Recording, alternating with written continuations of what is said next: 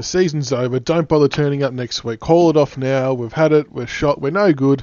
That's what a lot of irrational Richmond supporters are saying right now. But we're here to tell you just to keep a lid on it. It's fine. We're only 2 points outside of the 8. It's not done yet. There's still a long way to go, even though we do have 5 less games than usual. But just let's not panic yet, folks. We're going to be okay.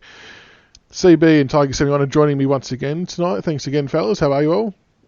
Good. You can call me Nostradamus.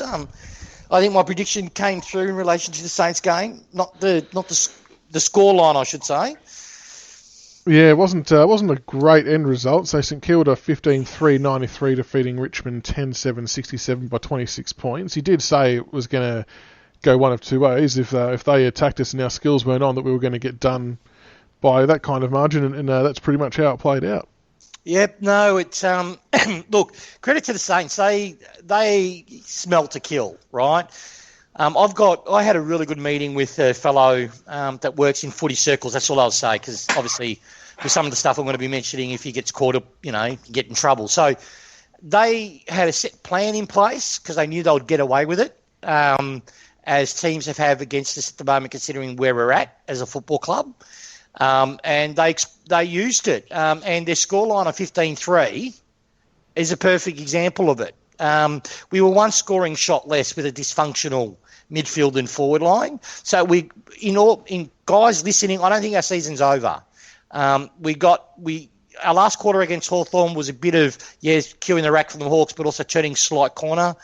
We have turned another corner. Even though we lost, we turned another corner. So I can actually see us starting to work out of this slump, but we really want to get a wiggle on, and thank God we played Melbourne. Thank God, because they're not very fast. So our biggest weakness at the moment should be fixed up. Sorry, CB, you're going to say that? I was going to support you, brother. I was going to support you. So disposal efficiency for last weekend's game, St Kilda, 70.5%, right? And we were at 70.3%. So our actual disposal efficiency, believe it or not, was no worse than St Kilda. No better, no worse. Our efficiency inside 50, St Kilda, 60.5%. Ours was 48.7%. It's a killer, isn't it? Yep. You know what's funny? Though? In normal context of an AFL game, getting anything from about 50, 48 or 46 is generally the average. Anything over 50 is considered elite.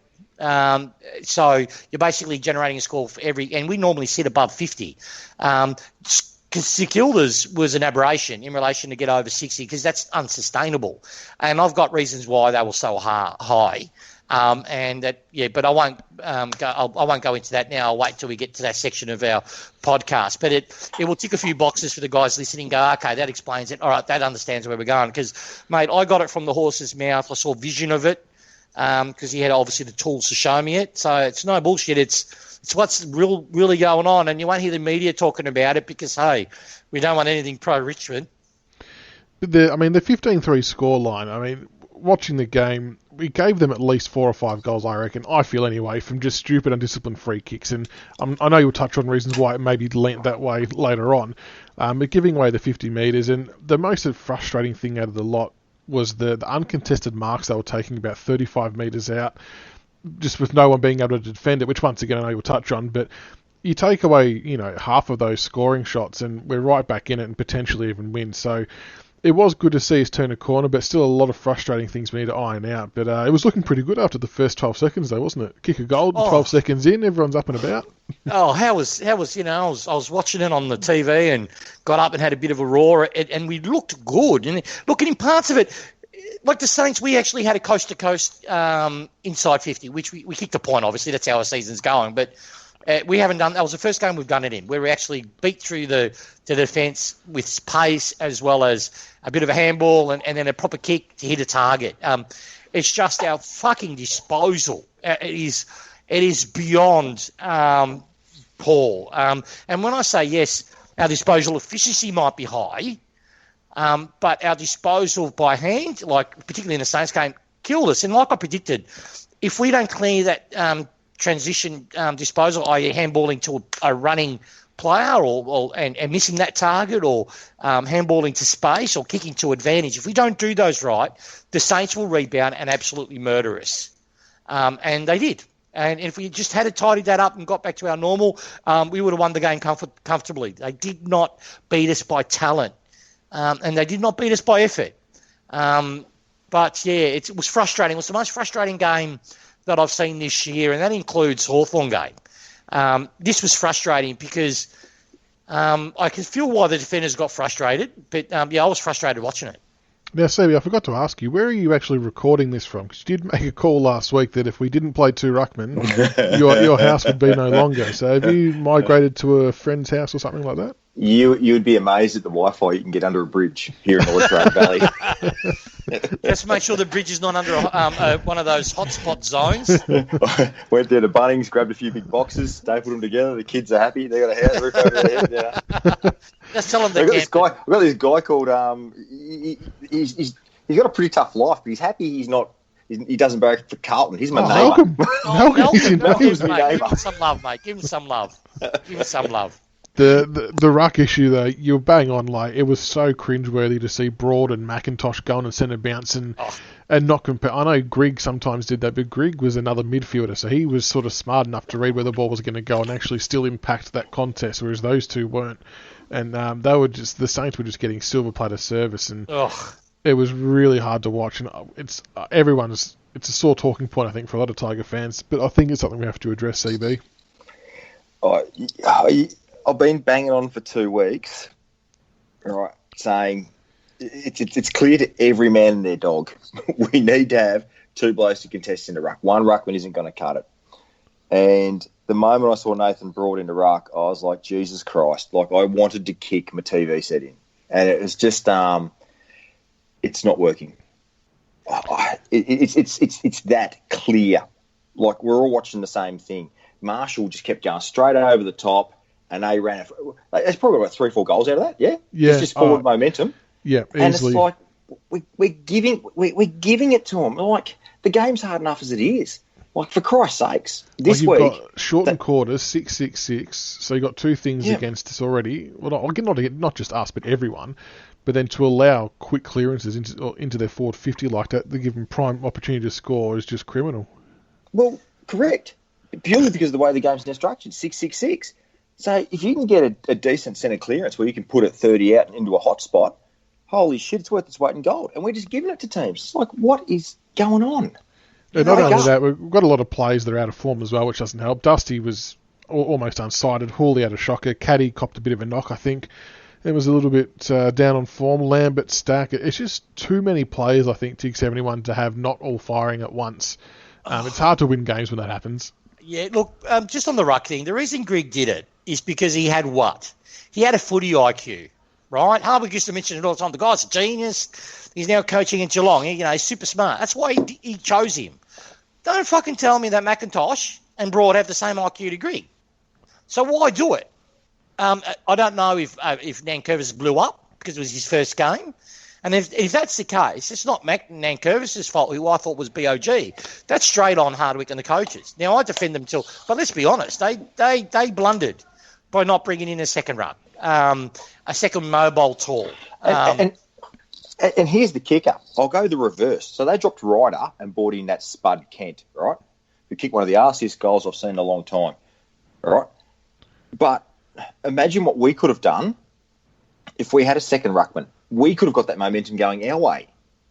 Yeah, you're right. It was a missed opportunity. But, Michael's back on your point. Yeah, we've got so many down across all lines. That's what kills us. Like, you can normally cover 3 or 4, and you generally find out of those 3 or 4, 2 of them will lift midway through a game, and another 2 will probably go down as they get tagged or not. But we've got like 8, 9 players all down. And what's killing us, we get a lot of drive from Dusty. We get a lot of drive from Hooley. Caddy's our transition player. And I wanted to say one thing to those listening that are fucking from BigFooty that are fucking potting Caddy saying he should be dropped or fucking get rid of him. He nearly got AA in 2018 and 19 as a premiership winger. right? He actually is a premiership winger. He is so invaluable to our transition from defence to offence via knowing when to kick it or when to handball it when he gets it on the wing. So many games he set the momentum for us or actually broke a line by doing it. Yes, he's not the fastest, but the wing's not all about just speed. It's about speed of ball movement. And sometimes that is if you get it and you think your way through really quickly and you kick it or you handball it, the ball's moving quite fast. So he's off Caddy a bit. I think he's grossly underrated by a lot of Richmond people. No, I rate him extremely highly, and it was his first game back too. So, but yeah, Lambert's the other one. Look, we're getting people one grabbing the ball, which is really fucking shitting me. Like, I'll take us losing the year. I'll take us getting done by 900 points. Brendan Gale, if you're listening, Richo, if you're listening, I'll cop it in the chin, and I'll go to work with a smile on my face. Oh, not a smile, but my head's still high. But when I see that Richmond jumper and I see Richmond players shirking a contest, going at the ball with one arm instead of actually going at the line of the ball, nah, I won't have it as a member and a supporter. And I've now paid my membership now going on 33 years. I won't have it. There was one time I stopped my membership. I'll say this. When I say 33 years, I say all since I was of the whole entirety. But I did cancel my membership, and it was 2001. And look, Frawley, may he rest in peace, right? And I love the guy. I've met him a few times. But that side in 2001 was not a Richmond side to me, right? It used to shirk contests, and I just fucking had enough of it. I rang the club, spoke to the lovely girl at reception, said, "No, that's it, I'm done. Don't email me, da-da-da-da." Obviously, the next year, I said never again, but next year, I gave Terry my full support. But no, and I'm starting to see it. And what's worry, I saw Stack do it. This is no slag on Stack, by the way. He's a young kid. He's second year. But he's learning off your senior guys like your Hooley. Sorry, Hooley, you shirked it again, mate. And it's not good enough. If you're not going to go the Richmond way at the ball, then don't play. Now, people are going to say I'm too hard or that there's more problem than Hooley. But Hooley's in our top 5 in our leadership. If he's shirking contests, we've got kids out there that's going to either copy it or be disheartened, and that can kill culture if it's allowed to maintain.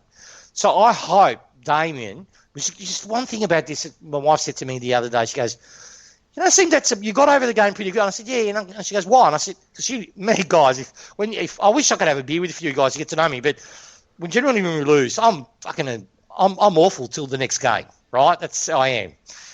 But now this year, for some reason, I get over it pretty quickly. But I said to my wife, the reason I'm not too upset about it is because this is a perfect opportunity for Hardwick.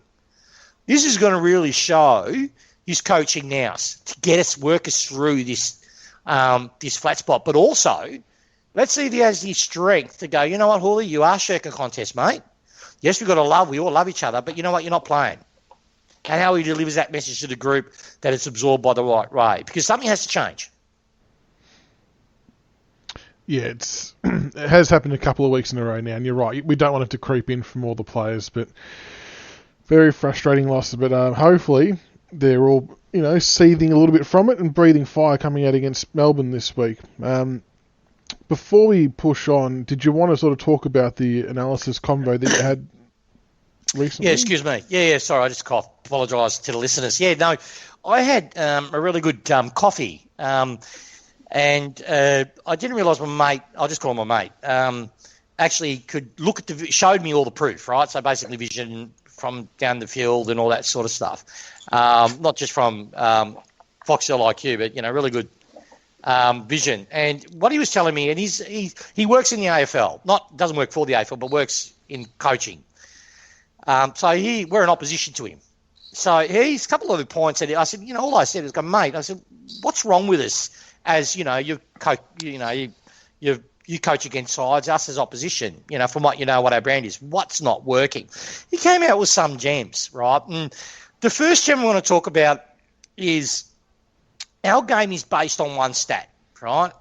We've always been top, even in 2017 when it really started kicking the gear. Before we actually lost to the Saints, we were still top 4 in this stat, but then we jumped quickly to 1, and we stayed at number 1 in the competition in this stat, or number 1 or number 2, but normally number 1, I'm sure. because that's what he said to me, all the way through 2018, 2019, but this year it's dropped right off. And that's defending the turnover. Right, we're still really high in causing turnovers. I think we're in top 4 where normally we're 1 or 2. But it's defending the turnover that's absolutely crucifying us at the moment. So that's how everything else, fitness and all that sort of stuff, are all secondary and tertiary. Our main thing that I'm sure the coaches are working hard is our mechanisms of defending the field when we turn the fucking ball over. And as you've been watching, we've been turning the ball over. Like I said at the St Kilda game, I said if they take us on and we turn the ball over, they will punish us. That's what sides are getting their wins against us, which is exposing our defence to these easy fucking goals right in front because we're bleeding with that turnover. And so that's the first point, which he showed me vision of it, but I can see it. Any man can see it. The handballs, had to tweet it. We're handballing to the left. Normally it's always forward or only left if there's a runner. We're trying to do 35-metre handballs when we're not going to hit the target. And we've got teams that are sagging right off, knowing we're going to handball it, getting the handballing and then triggering their run into attack. And it's crucifying us. Second major point is our stoppage work at the moment is really, really a concern. And he reckons it's led down to a few things. We've always advertised that we go into a contest with generally a diamond format. What we mean by that is we generally will lead in if we're going into the opposition's forward 50, right? So from centre to forward. We will generally lead in with one mid into the contest. We have a ring of outriders. So as that mid loses the contest, those outriders will then engage quickly. It's normally 2 or 3 of them will then jump on the guy that gets the ball, so then we depossess them, and then we run the ball out. It's normally how we do it, right? This year it seems to be because we don't have that endurance pace. We don't have that run. We don't have that explosiveness that's a hallmark of our game for many factors. But our players are out of form. So what they're doing is when they get that ball, they're handballing at the fucking space. And teams are just getting an extra ring around those outriders, so they're not following the Richmond players in. They're sagging off 1 or 2, and they're just marking the ball. They're just easy possessing the ball. How many contests have you seen where there's the stoppage and we don't win the first possession, we create a second contest, then the ball gets received by a Richmond player that's handballed out to nobody, and it seems to an opposition. They grab it and off they run. And so they're the 2 things that we really need to address really quickly. And it's going to be fascinating to see what Hardwick does it. But there's a third point, guys, and it explains why it's the Saints got and the Hawks did it. And Collingwood in Park got it. But while we're there, and I said this 2 weeks ago, and I repeated myself last podcast, forward 50 free kicks. We lead the league in scores against, so we're conceding more. And it was nice to hear Hardwick say it. And I've got a sneaky suspicion that a birdie's told me, and I think he's right, that we've pressed our case. So who knows if it's going to change or not. The information I got from my mate was it's more a directive of the AFL to really encourage scoring. So they're really focused they're really favouring the forward over the defender. And the Saints game illustrates it to a T. Saints winning with a plan, and good on Ratton. Good on him. Right, he's gone, okay, let's just get away with this for as long as we can before we get pinged. And yeah, we're going to get pinged. And because it's in our because where it's our forwards, all we're doing is conceding at a free kick in the back line. And Richmond's not running it because they're not running fast enough. So we should say, because they keep doing it forward. So what the forwards were doing, our secret is that, and what's so good about our back 6, they work as a unit. One of the key strengths that they have, normally when we go to stop a forward, we generally have one person leading behind the forward or following the forward in, but then we have that second forward or third forward chopping the space out, either in front of the forward to stop him leading into, or actually as the ball's in the air, another Richmond player will come in and spoil it. That's what we do. That's our game. And then we go to ground and we run the ball off. Hopefully I'm not talking too fast, guys, but I'm trying to read what I've written. This is a fair bit. You got notes now, have you, mate? Oh, convenient. Yeah, I do. Just one. You inspired me, CB. But back on point.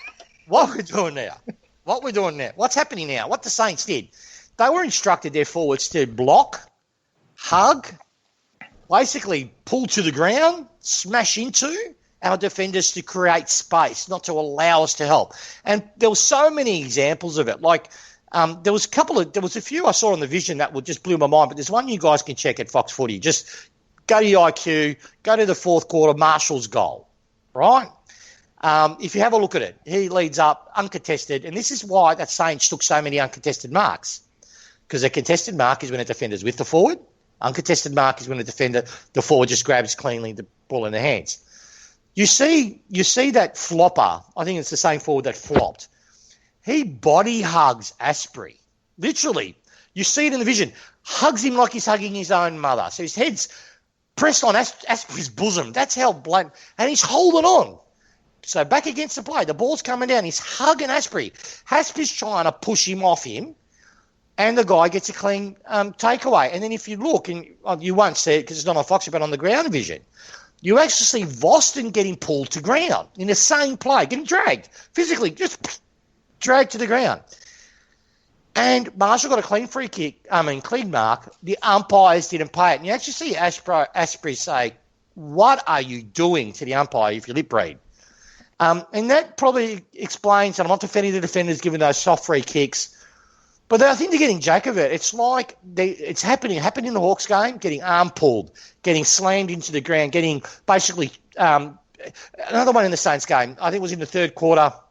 They got a mark right in front.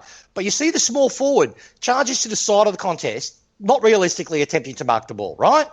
Smashes into, I think it was Grimes. Grimes actually was the one that was trying to support. So smashes into Grimes. Grimes slams into Asprey, and both of them tumble on the ground, and they get a clean mark, uncontested mark. Not one free kick paid. And that happened 8, 9, 10 incidents in that one game. And that explains a lot of why the defenders have gone, fuck, this is fucking ridiculous. And it was funny too so this is from a person that works in the AFL circles that said that's not just happening to Richmond, but it's more pronounced with Richmond because of the way our nature of our defenders are. We're in a counter-attacking side. We don't mind losing the centre clearance. We do not mind them getting that cheap ball on the wing. That's why we don't play wingers. People are going, why didn't you? In 2008-09, we played wingers as set position. But we let them run wide. Why? Because we would absorb, our defenders are so good creating a 2-on-1 or a 3-on-2, getting that ball to ground, and then we're off, right? It must be a directive from the AFL because we're not allowed to do it. And it's not game playing related, mate. We're getting absolutely murdered by illegal play. It's illegal, right? So I'm gobsmacked if the club has not taken video edits of every single incident and has sent it to the club and say, please explain. Let us know how to defend. Because if you're not going to let us defend like that, we'll just go one-on-one in the back line and have one-on-one contests if that's what you're asking us to do. Or we will just flood the midfield. And that's what other sides are doing that have cottoned onto it. And, again, it's going to be a great coaching initiative. But to summarise real quickly, forget everything else I said other than let's fix this turnover, defending the turnover. We fixed our ability to defend a turnover. We win more games than we lose and the season's still alive. We don't, we're done. No, well summed up. So interesting points there by someone who obviously knows what they're looking at and is looking for those kind of things to happen. So it'd be interesting to see if the same tactic is used by Melbourne this week. Yeah, it will be funny. But look, I seeing the vision, it's hard for me to sort of illustrate it on the podcast, and I hope I'm not doing you guys a disservice, but I was angry, mate. I was literally ropeable when I was watching it and going, how could they just miss it? Yeah. And they're not missing it. They're just ignoring it. It's hard because I can understand why the players would get frustrated by that, but as Hardwick's always said, we can only sort of worry about controlling what we can control, so hopefully they can shift that mentality back and, as hard as it may be, just suck it up if it does go against them, because, giving away some of those 50s and free kicks that were blatantly there and were stupid just didn't help our cause handing over free goals like that. But all I'll just say to anyone that's about to say, Tiger71, you're just biased. No, I'm trying. If I was biased, I was saying, well, our forwards don't get the same treatment, right? I could go on, but I'm not going to do that, right? All I'll just say to you, go to the St Kilda game, look at every uncontested mark they had in their forward line, but don't look at the mark. Look at the players around the mark, and I can guarantee you, 90% of the time, you'll see them on the ground. 90% of the time. And I tell you, lads, they haven't fallen over on their own. That's all I'll say. No. I noticed a bit of it going on, but yeah, well, hopefully we can get on top of it this weekend. But no, interesting thoughts and interesting points from your friend. Very, very good. Very good research. Well done. But to be clear, that's not why we're losing games, though. I'll say it is because we're not defending the turnover. We're getting feasted on at the moment. But it was just something that I had to mention because when I saw it to my face, I had to let you guys know what I saw. Yeah, no, absolutely. There's a lot of factors in place of why we're not winning, but I think we can all agree that we did see some more gradual turning of the corner in that St Kilda game. We saw snippets of what we are like, so that's why I'm not too distressed just yet about where our season's at. All right, CB, you're locked and loaded, mate. The bloodbath. Rightio. Excuse me. Oh, well, this is the perfect time for me to have a piss. You go on, Stephen. I'm only kidding. Rightio. Essendon supporters, you got a bit ahead of yourselves, didn't you? Hey, all of a sudden, I've got Essendon friends texting me again, wanting to talk footy. Well, let me tell you, you dank juice-injecting, salary cap cheating junkies about your club. You're still shit. And let me tell you how others view your club. Your club is like that shit kid our mum used to make us play with. You know the type. Socially awkward, smells funny, and a massive penchant for performance-enhancing drugs. You're like the fat friend we had to go through to get to the hottie on the dance floor. You're like the Brussels sprouts we had to endure to get to the ice cream. We don't like you. No one does. And here's some more items to consider when you start foaming about your flag chances and how you're a contender. Your last finals win was in 2004. Your two best forwards want out in Fantasia and Danaher. Your best rebounding defender wants out in Sard. Dylan Shield is your best midfielder, an absolute tomato can. And you lost to Carlton. I mean, Jesus Christ. Tigers, we're a bit shit at the moment, but even we've got standards. We don't lose to Carlton. So pull your heads in. You're like a C-grade Adelaide. You've beaten Sydney and Freo. You're still a bottom 8 team. I'm just surprised. You amaze me, Steve. First of all, bravo, sir. But Jared Wheatley's an Essendon supporter. Is that the one you're describing? No. Jared Wheatley's the kid that we had to play with. And, that was Jared Wheatley, Waitley or whatever his name is. Yeah, beautiful. Well done, bravo, sir. Thank you, yeah. No, I think that's fair play. And they're really... I did feel bad for Townsend, and you have to laugh at the way they lost the game. Like, only they could lose by a falcon on the goal line. Like, Liam Jones was shit enough, he couldn't even punch it. He had to hit him in the face to register behind. So that was quite entertaining to watch. Yeah. But I feel for Townsend playing for that cesspool of a club. Like, it's no surprise he's going to catch COVID because you catch shit at Essendon, don't you? he's going to catch something. Poor guy. Any club's going to close this season down. You know it's them. It's them, fuckers. Fucking, can I just say about Brisbane supporters? Like, you know, I got a mate of mine that's a bit of a nutter, and he's going to win the flag. And I said, mate, it's an asterisk season. Yeah, but I don't care. I'll take it. I said, look, bravo, good on you, playing well. And he goes, yeah. And I said, but keep in mind, people were fucking losing their minds. Richmond, 7 games in a row. Ah, Brisbane fucking hasn't left anywhere. Where's their fucking... They've had a month of football against... And, you know, no one's saying, they've had an unfair advantage. Where's the write-ups? Where are the fucking, you know, Alibaba fucking, you know, screams, you know? How dare they? Nothing. I said, so once you start travelling... West Coast Eagles supporters are surprisingly quiet all of a sudden, knowing what's going down the line. But that's why they closed their borders, mate. They're doing shit. Yeah, I'll tell you what, if they won all 4 games, the borders will be right open. That's like flood everywhere. That's fuck COVID. The state premier, all right, open up the borders. Let's give it to them. That's how it would be. Yeah, correct. We will be in a WA hub in no time. You can drop that down for certainty. You know, in a way, I don't think it's going to be a bad thing. Like, I was hoping... No, I don't mind that. You know why? I reckon our club more than most feeds on crowds, 100%. Right? I was actually hoping we were travelling this week anyway, just for that bonding side of things as well. And we tend to do that really well, I think, the travel. I reckon put us in WA till the COVID's gone in the past. It's beautiful weather. Get used to the ground. And then just go for it. And we get the crowds. We can't travel there, but they'll hear boos and shit, so it should make them thrive. We'll lose a few games early, but then we'll get on a roll. Trust me, that'd be brilliant. How Get him out. funny would it be? We spent 5 weeks in Perth and won all 5. Wouldn't that piss them right off? Oh, it'd be great. Now, hopefully we can play 8 weeks. 5 weeks in Perth, 5 weeks in Brisbane, and then we come back, and then we should technically then get a run of home games. Because technically, every team that plays. No, I can't wait for Brisbane to travel 5 weeks in a row.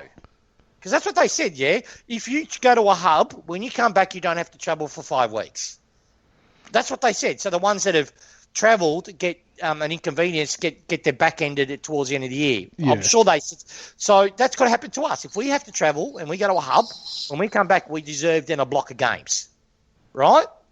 And it can't be just MCG games at finals. It has to be during the home and away. So, but I can't wait till Brisbane has to go like a gypsy and go to WA for 5 weeks, right? That's going to be fun. And Gold Coast. Oh, Gold Coast. Can we talk? Hold on, let me just check something. Okay, can we do I'm going to put in the new segment now. The most idiotic statement you've heard in the media, listeners, when you get something tweeted to Michaels on the BigFooty telecast, tweet his account. If you hear anything stupid from a media, read something stupid, let us know and we'll discuss it. But I've just got to say, it's going to be full of Tom Brown, mate. I was thinking the exact same thing. He did one today. I got someone that shits all over Tom Brown, believe it or not. It's Matthew, I'm a fucking idiot, Lloyd, right? Yeah, all right, he's done a double whopper here. He can't do things half-hearted. It's like he's diving. He can't just do the small stumble. He has to go the full face plate onto the ground and make sure he gets it 10 metres in the air as he does his dive. All right, so Matthew Lloyd, you're an idiot, son, and I'll explain why. He went on national TV and he said because, round 3, Gold Coast has won, a few games, that Brandon Ellis will win a flag before Richmond will. Let that sink in. Now, I'm sorry, mate. You're playing against teams that are stuck in that state. You're playing against teams that, like West Coast, that haven't had a full preseason. Well, Gold Coast started, I think, in October. They don't want to be there. And you're winning games, and I'm rapt you winning games. But, we'll wait. You come down to Melbourne for 5 weeks in a row when you have to come to our hub. Hopefully we have one, or you go to WA. Then let's see how chirpy you get. And then, then he decided after saying bullshit like that, well, he's got to top it off. I've just gone on a rant and I forgot what the second thing was. What did he say? That was he just got me furious. There was a Brandon Ellis one, and then he went on and he said, oh, fuck, what was it? I've just forgotten it. Good. What did you guys think that was stupid from the media? TB, you go, and then I'll see if I remember it. Nah, man, and I've been sort of on a social media ban. I just there's that much shit there at the moment. I'm just the radio, print. Tom Brown did one today with our game being rescheduled. He went a bit early. He said, "I think my sources are saying that Thursday night's going to be," and he named the 2 teams who we thought were going to be shifted into our Thursday night slot. No more than 5 minutes later, the actual thing come out, and it wasn't even close to what he was saying, and he deleted the tweet. It's no longer there. But people are smart enough these days to screenshot his tweets because it ends up backfiring. Yeah, no, I've forgotten what the second thing that Lloyd said. So, yeah, we'll move on. But no, I like it, though. See anyone out there, if you see any journos on social media tweet something that's just ridiculous, tag us all in and we'll make sure we bring it up and give them a spray.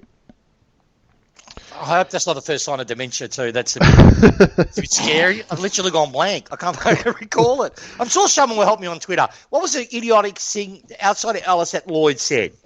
Someone will have it. Someone will have it.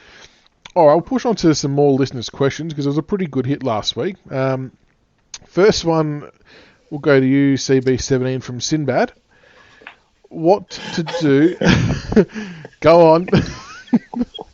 Oh, God. Oh, no, it's gone pirate. You can just hear him giggling like a little schoolgirl back there. What to do is... That's racist, because I can't do a Chinese accent. I could try, but then it's politically not correct. You're not going to call you, CB, Trump. That's what I'm going to call you, man. Trump. Sinbad, your question is the best question asked in the history of all questions. It's a good question. The question is, what to do with Stack? Is it time to blood Dow? Sinbad. He's doubled down. Jesus Christ. I don't think it's time to drop Stack.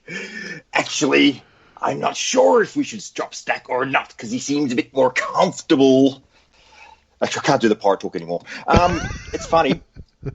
On Stack, I'm caught in two minds because he played a better game forward of the ball. I still think he's got to have nudes of dimmer. I don't know how he's holding his spot in the team right now because he's had 3 very, very ordinary games. In my outs, he's out. But with match selection, who would know? I've been wrong for 3 weeks now on Ruckman and Sydney Stack, so I don't know. As far as Dow's concerned, I reckon there's probably others in front of him. And that's no disrespect to Dow, but I think guys like Paddy Naish, Arts, there's a couple of blokes they're just a bit more advanced in their footballing than what he is right now, and particularly with the way we're playing for what we need. Yeah, I think that's a good call. I don't think now's the time when we need to desperately start winning games. I don't think someone like Dow's going to turn the tide. He'd be one of those cream on top players. Let him flourish in a motoring team, but I think he'll get his chance though. He's doing well in the twos. For Tiger71, this is from RT. After winning 2 flags in 3 years, would you be upset about the club taking this year to develop some of the younger kids for the future instead of making short-term changes to the game plan to combat shorter games? Yeah, g'day, RT. Good question, mate. I actually sort of proposed this on our boards as well. My honest opinion is I've been pretty hard on Hawley, and I get it, right? And again, I have nothing but the respect for what he's done for our club. But if it's his last season and the nature of this season, the uniqueness of it due to COVID, if it wasn't COVID affected and we'll have 22 rounds, then I wouldn't be singing this story. But any player that's not on our list next year, so the coaches would know which ones are borderline. Now, people will say, well, they have a right to, fight for their careers. And I agree, like Macca. So I don't mind him getting games. But once the decision's made that, players like Hawley and Macca will either retire or leave the game, we must focus on our kids in those spots, right? We must do it. Else the year, and it won't affect our performance as much, getting, let's say, for example, Bolter on a wing. Just get him in there. Like, there's an extra interchange spot. Like, Hardwick is bemoaning, what do you do with the 4th person on the interchange? But fucking hell, put Bolter there or put Naish there instead of getting Broad or someone else rucking. You know what I mean? So to answer your question, not yet. I don't want to go to full-blown development year, like a mini development year, and we can see that the year's done. I actually truly believe in these guys, and I think with the leadership of Cochin, the leadership of Jack, and others, we can climb out of this pretty quickly. We can turn this around if we can obviously clear our turnover. So, but once we know the season's done, or once we decide, we're not going to make it, then play all the kids and put all of our guns in, cotton wool for next year. But seriously, now we need to go to Hawley and tap him on the shoulder and say, mate, we're giving your spot to Naish or to someone who's going to be taking that spot and develop them for, the 13 games that are remaining, and then, so they hit next year and 100%. Fair enough. The next one is from Tiesta.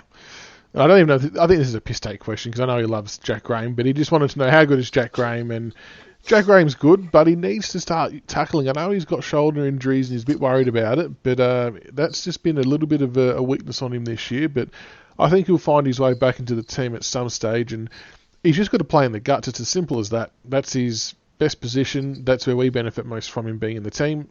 So just play him to his strengths. But I think we'll see him back soon. Agree. He's a rare commodity. He's an inside mid that can kick along, right?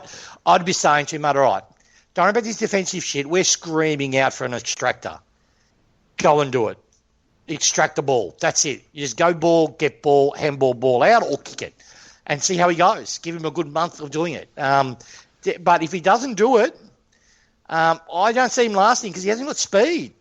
And this is a 2-time premiership player. It's crazy to say this, but he was afraid to tackle against the Hawks. When was the last game he got 0 tackles? It was like he was afraid to do it. And again, I don't know, the shoulders are playing on his mind. But yeah, I'd play him as a pure mid. So, okay, go for it. But yeah, Just my 2 cents. I think he's only just a one-time premiership player, but he almost. He missed the other one. Did the shoulder. He got given. But he honestly may as well have been, because that was bloody courageous what he did in that Geelong game. Oh, and look, forever will all be a hero of my heart, and he deserves latitude. He deserved a medal. He deserved it. He deserved it, but he has to go to his strengths. And yes. And he won that medal in the Sandful for what? For being an inside midfielder. Yeah, just play to your strengths. That's all you got to do. Yeah. But he'll be back soon. Yeah, I'm sure. Next question, there's a couple of questions in here, which you kind of already covered for Tiger71 from Lee Williamson. Why isn't Nash, well, number one, why isn't Nash being given a chance in the team? And we need a big body extractor type. Riley Collier-Dawkins doesn't seem to be in consideration, so do we need to recruit one? Yeah, look, I'll answer number two before I answer number one. And as in relation to trade news, I haven't got anything to update us from last week. COVID's been, I'm sort of in the hot zone. So with travel time, I've sort of done and plus school holidays are now, so I've done the responsible thing and kept in my own little circle. But, I haven't really reached out. But if I get any news, it'll definitely for next week or the week after. But we need a big body mid-type. I said, look, I think we have them. I think whoever decided to get Ross to lose weight needs to be taken out the back of the boardroom and spanked really hard with a paddle. I don't understand the thought logic on that. He's never been an elite disposal winner. He's an extractor. He should have been used as one. He's never be a winger.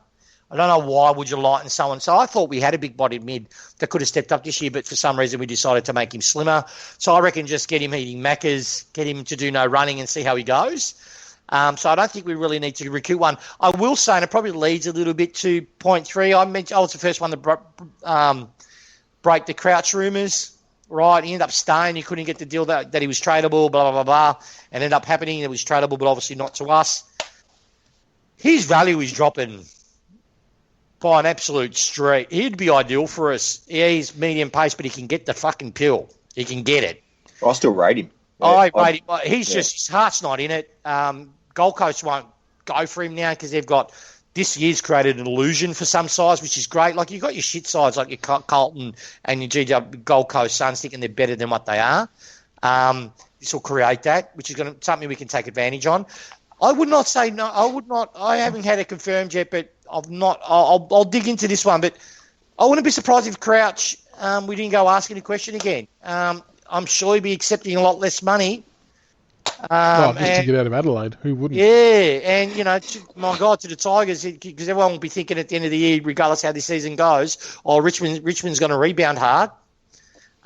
So that'd be interesting. And there's a spot there for him. But RCD, I actually asked my mate who I spoke to yesterday, showed me some of the vision of the game, his thoughts on him. He loves what we're doing with him, apparently. The development we're giving him last year. And this leads to your question number one about Naish. I think RCD is the same as Naish. They're light, though RCD is not as light as Naish, but they're young bodies, the growing bodies. They're still in that stage of development. And that's one reason why we're not throwing them in the deep end, particularly, too, about how shit we're going. They've not really got that protection that they're going to need. But in saying that, from the birdies I've heard, Naish's case is a lot more advanced than RCD's about getting a game. I wouldn't be surprised if he gets a game against Melbourne and we exploit their one-pace midfield, one-pace wingers, or the week after. But, yeah, Naish should be picked sooner rather than later.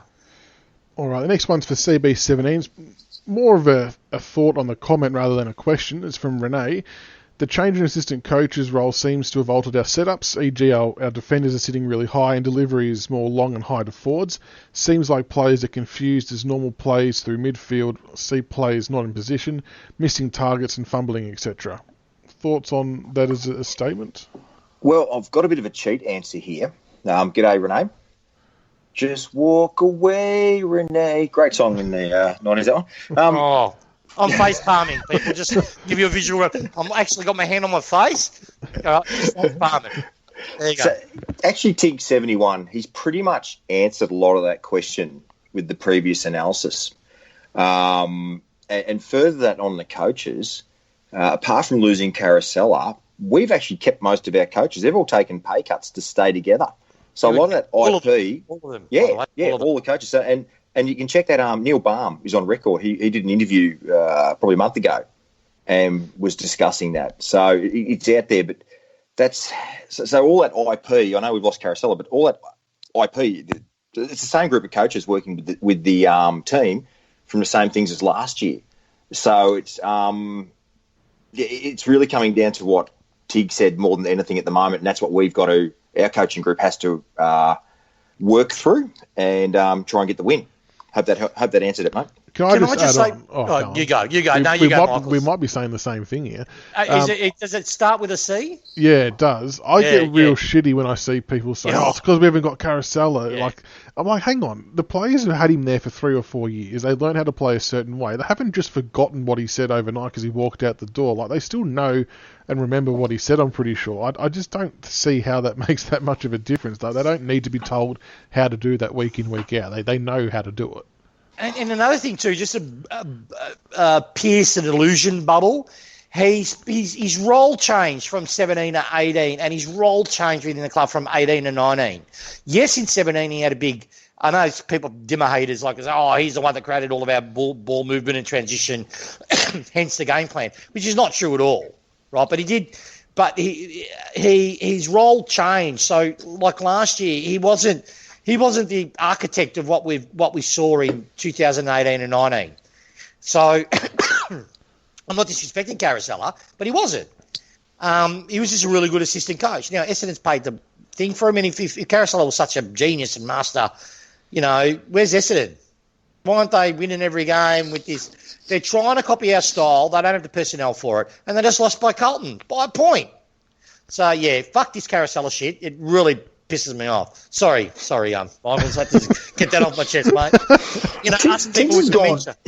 If you ever listen to that song by Guns N' Roses, Get in the Ring, the very end part where Axl Rose goes on a rant for about 2 minutes, Tiggs is kind of like Axl Rose tonight. I'm getting dementia. Dementia, mate. We just lose it a little bit. We forget what we've just said, and it's getting crazy.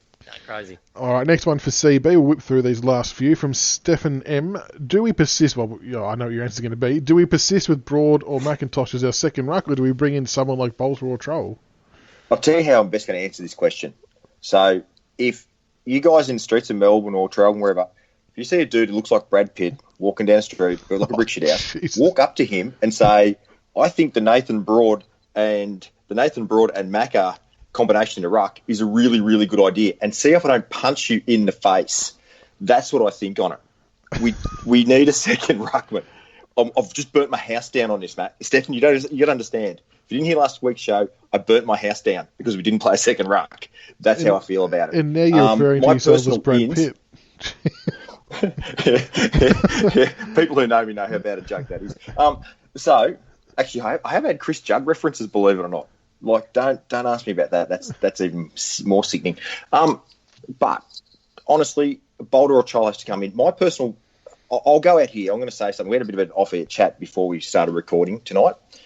And if I was selecting the team, I'm shooting Bambi, but there's a logic to it. I would actually drop Jack Rewalt. I'd give him a spell for a week, and I would actually bring in Mabby Achal for the second key forward and ruck position. That's what I would actually do. Or you could bring in who's the big fella? Coleman. Big Coleman Jones as well. But if you look at Jack's numbers, in round one, he kicked 3 goals, but had 6 disposals for the whole game and 5 marks. So that was all done in the first quarter. So he had 3 quarters of nothing. Round 2 versus the Pies, 6 disposals, 2 marks, no impact on the scoreboard at all.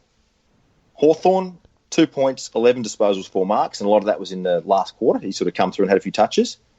And then again against the Saints, 1 goal, 3, 7 disposals, 3 marks. Now, I'm sorry, but if we're picking players on form, he's as crook as anyone. And anyone who questions that, I'll just say this. Matthew Richardson and Joel Bowden also played reserves football when they were out of form. So I know you don't shit on monuments, but in this case, Jack's 32 years of age. He's moving like a 32-year-old at times. And I think we've got to solve this second ruck issue. And maybe we give him a spell for a week, and maybe we try Charlie and see what transpires. That's my take on it. All right, the next one from Cozzy L. We've kind of covered with about getting some games into some young players and why that may not be happening, and the big body midfielder. So hopefully you sort of got your answers from the previous questions. Jill Fitzsimmons wanted to know what the positives were in our recent game compared to the Hawks, and what are our next steps, and where are we in terms of the running program this week.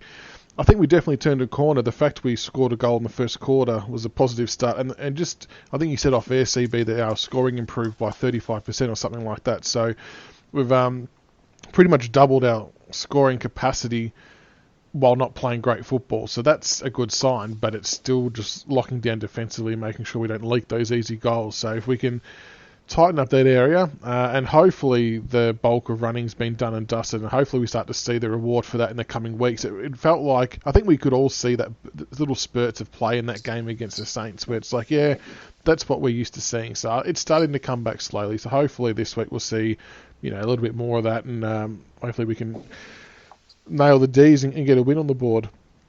And yeah, I'm pretty... Yeah. Sorry, mate. If you've got any other insight on the running stuff? No, I'm just.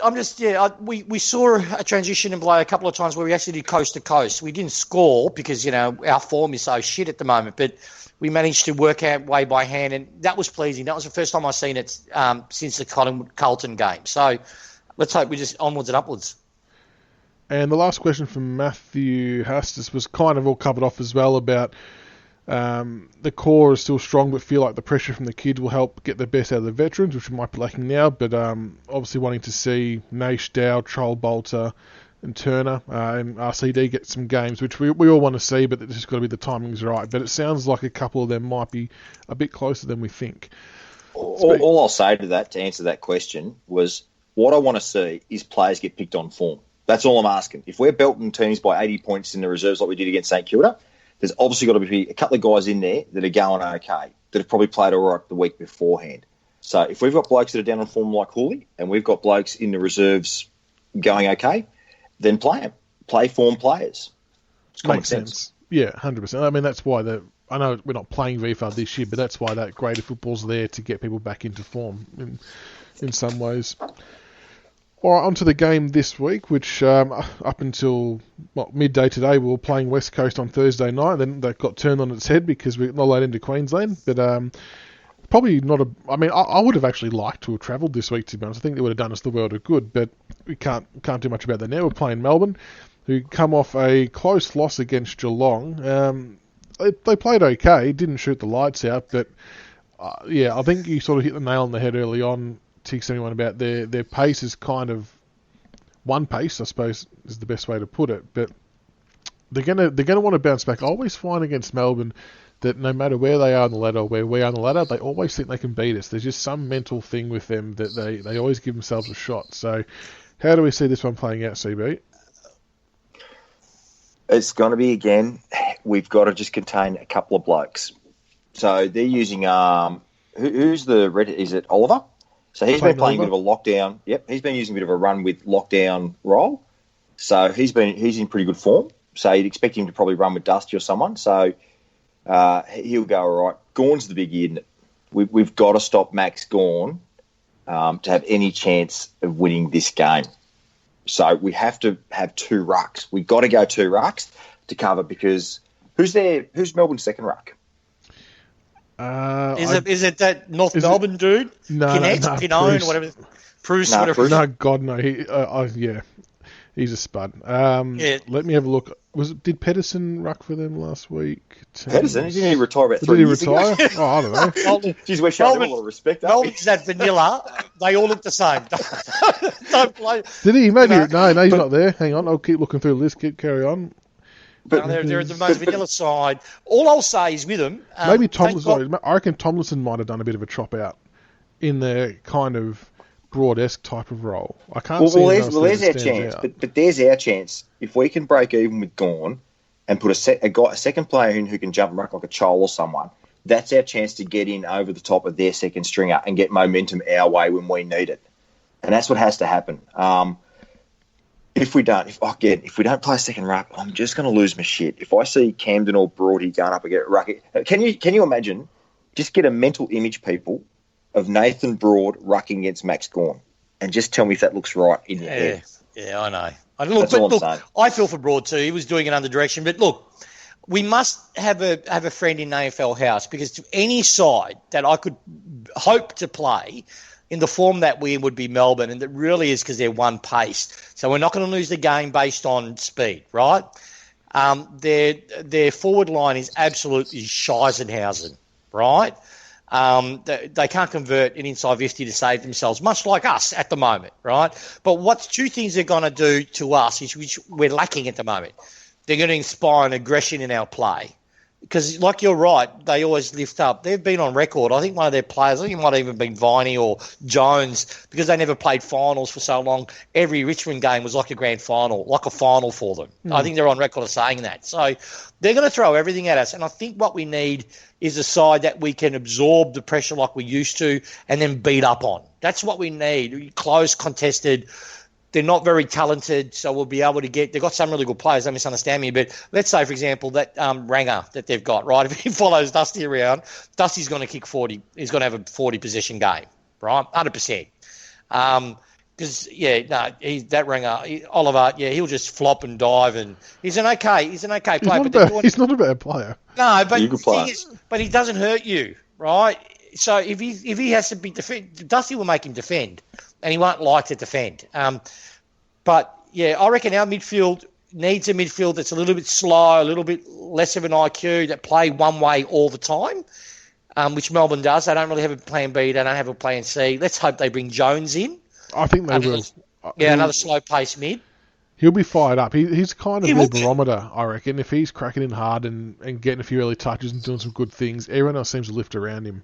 See, they build their game on one cornerstone, which is that contested ball, right? So we need them to go in and bash and crash, right? So we start to I would love, if I saw by quarter two there's an all-in brawl, that's what we need to break us out of our malice, whatever it's called, this rut we're in.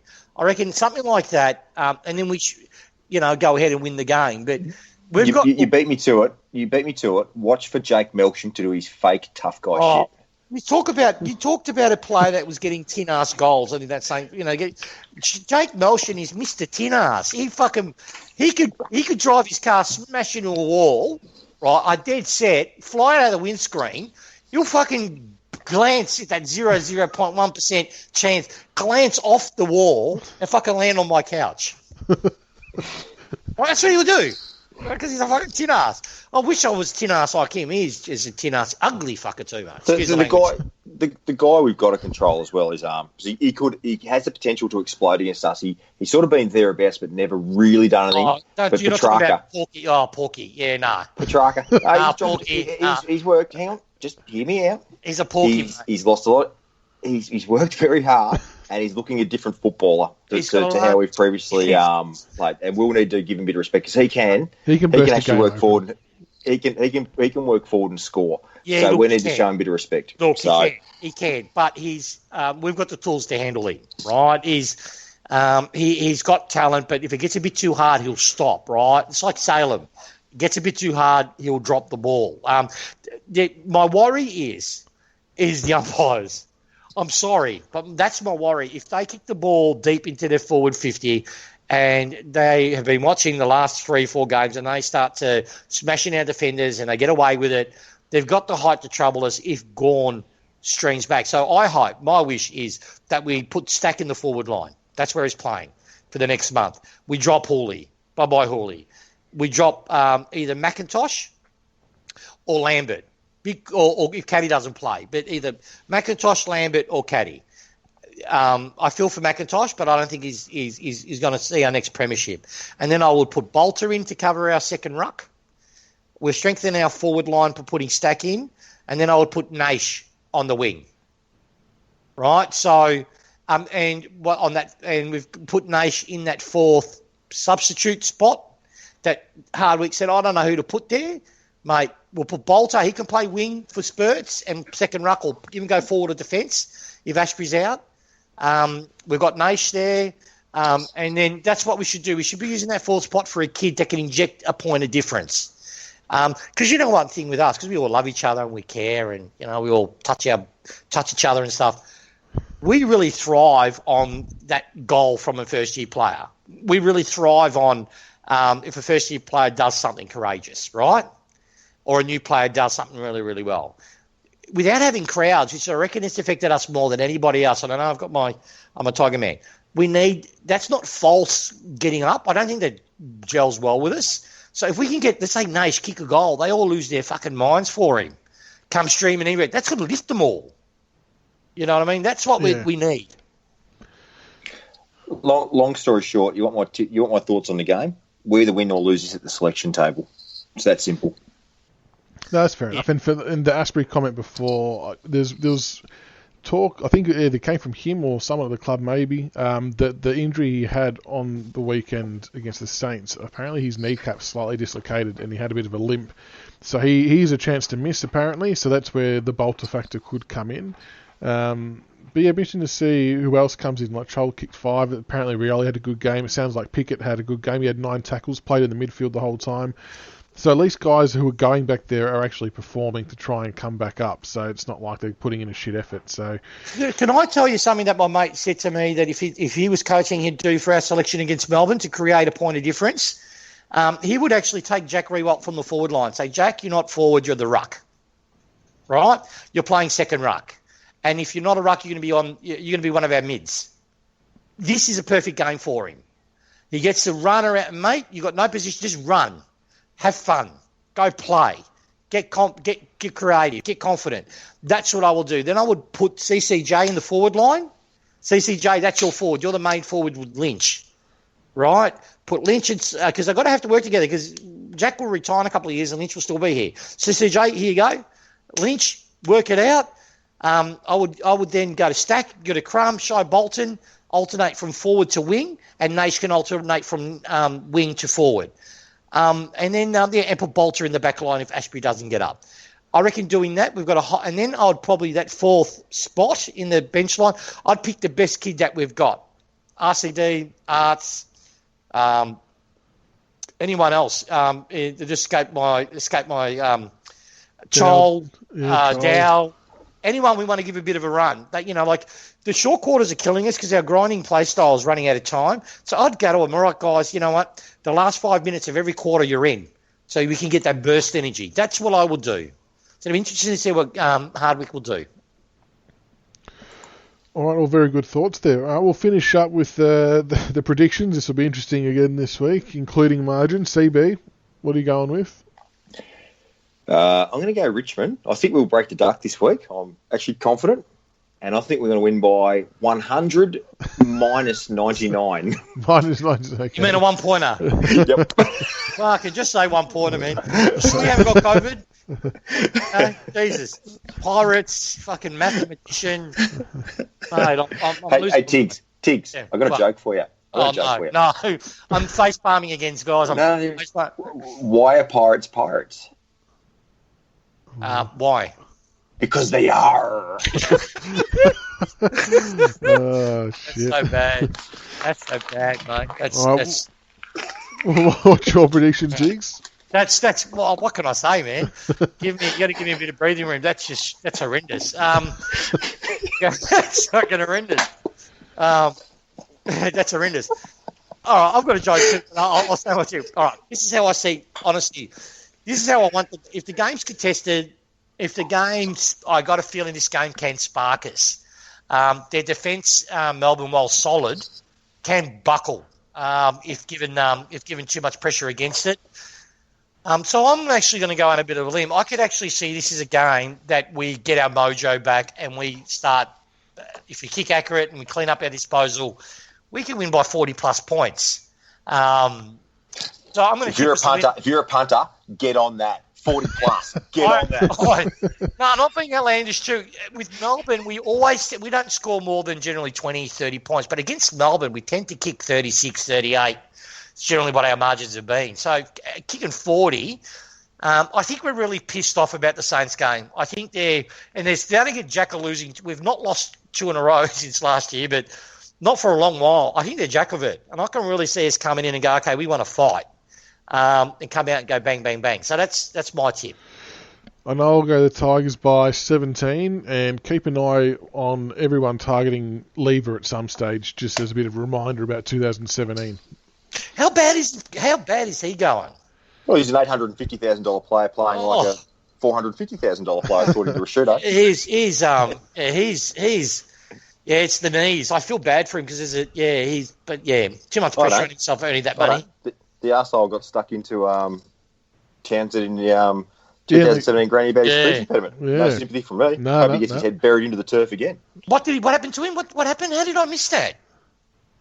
No, how did you miss story that? going round? Yeah. Was he teasing him about his speech impediment? Yeah. That's why Caddy went over and just...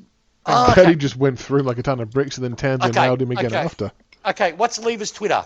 I'm going to You can't jump on a couple of years later and start having a crack about it. I'm Spanish, man. We wogs, revenge is best served cold, right? So I'll just say, I'll use that as the excuse. Not that I didn't I've obviously forgotten about it. Mate, I've been getting a few things. Thank God I remember my name and wife's name. That's the main part. Lucky you're in lockdown, otherwise you might forget where you live as well. Oh, yeah. No, you know what? It's probably because of all the homeschooling. I had to use my brain for so long. I'm just taking a bit of a break. And it's, you know what it is? No, reality is that fucking pirate accent. It's done me. Sorry, it's rattled him. Sinbad, if you're listening, send another one through next week, buddy. It's probably one of your burner accounts, isn't it? You're giving a man an idea, actually. You're giving me an idea. It's burner. He's got to change. Pirate Pete the Tiger. Because when I hear it, I want to break off into an Indian accent, but I realise how racist that is. And I don't want to get people upset with me, I'm not going to do it. I'm not going to. Just a reminder for everyone, the game is now this Sunday at 3:35 p.m. at the MCG, so make sure you tune in for that one. But CB and CB17, thanks so much for your thoughts and analysis tonight. Much appreciated. And until next time, go Tigers. Go Tigers. Go Tigers. Thank you for listening to another episode of the Richmond BigFooty Tigercast. Be sure to subscribe to the podcast on iTunes and YouTube so you can follow all the roast and toast, the reviews and previews, and all topics Richmond. Also keep an ear out for our special episodes of interviews with past players. Go Tigers.